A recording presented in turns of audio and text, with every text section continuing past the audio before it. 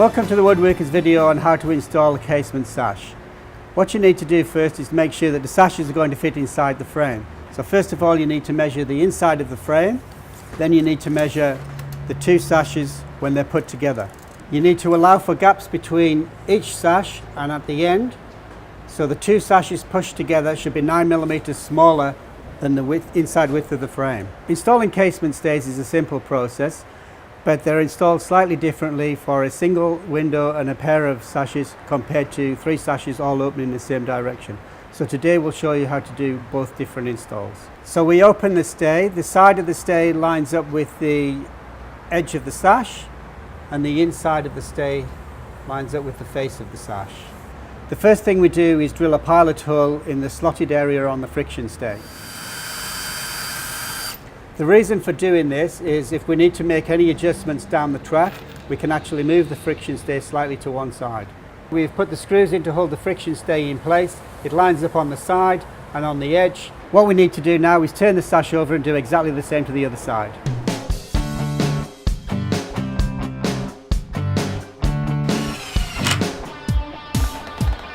So now we've got the friction stays on either side of the sash, and we've also put a 6mm radius on the side of the sash here, which goes up beside the jamb. The reason for this is when you open the sash it would bind against the jamb if the pencil round wasn't there. What we need to do now is open up the friction stays and fit it inside the frame.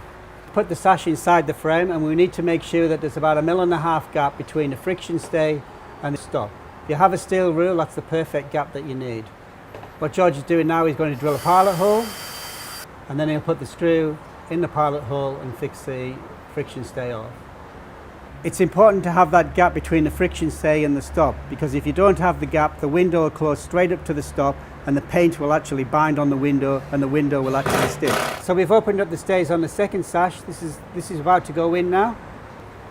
Again, we make sure that we have that little gap between the stay and the stop. We're going to close the sashes and check the gaps. The gap should be 3mm up each side and all the way around. So what George is going to do now is actually check that gap. He has a piece of aluminium or a stick or a spacer which is 3mm thick, which can help do the checking. It's a bit tight.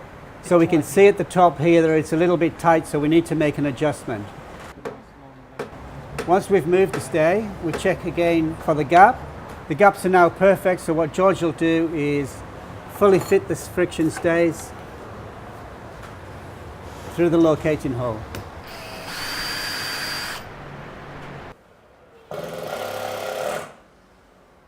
So now we've fitted the sashes and all the gaps we've seen are equal. You can see here why we put the 6mm radius on the sash, because once the sash is opened, if that radius wasn't there, it would bind on the side of the jamb. We can now close the window. We see the gaps are all equal. See, it's quite a simple process to fit friction stays onto a casement window. Okay, so we fitted a friction stay to a pair of windows, and it's exactly the same if you fit it to a single window. Basically what it is, if you have a sash which is up against the jamb, then the point of the friction stay needs to go up beside the edge of the sash and up beside the face of the sash. If you have sashes that are opening all in the same direction, such as this window here, then the second sash along and every other sash will have a rebate. What you need to do is have the friction stay start at the inside of the rebate and at the front edge of the sash.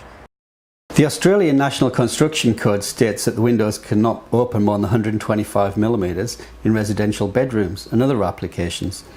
For more information on this, you should look up our FAQ sheet number 6, which is on our Woodworkers website. Woodworkers sells casement restrictor stays, which can be fitted to the existing stay or fitted between the stay and the edge of the sash, depending on the width of the sash. It's up to the installer to ensure that the opening is restricted to a maximum of 125mm. In most instances, you have to extend the existing stay rebate in order to create enough space to accommodate the restrictor. Woodworkers carry a wide range of casement hardware, from the traditional teardrop and spur catch, which are not key lockable, to the Woodworkers' own branded key lockable products. Woodworkers' own brand locks are all key lockable, and they come in black, white, silver and gold, and meet all the insurance requirements.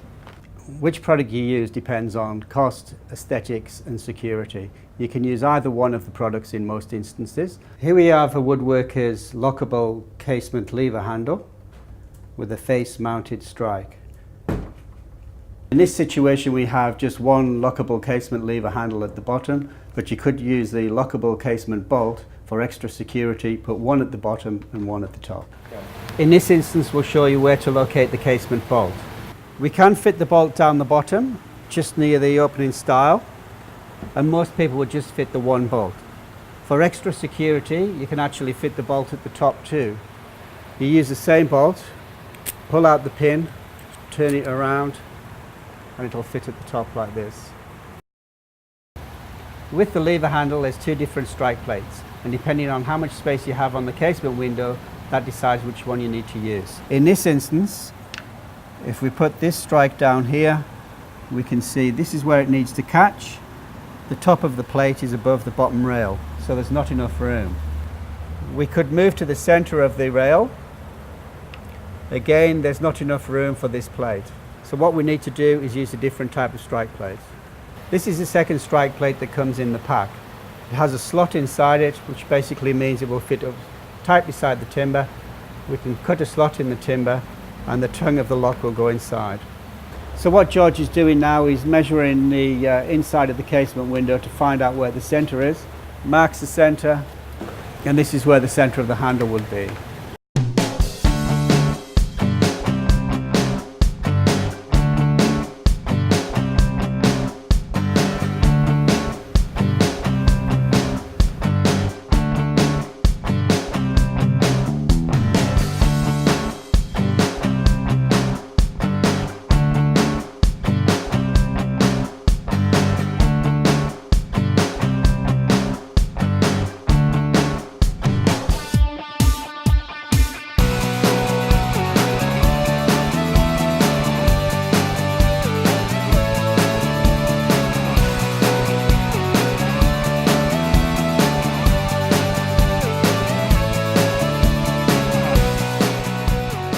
So here we have it, the casement lever handle, the plate's been fitted, the slot inside the plate is on an angle, so when you close the lever handle, it pulls the window together tightly. And now we put the key in and lock it. Job done.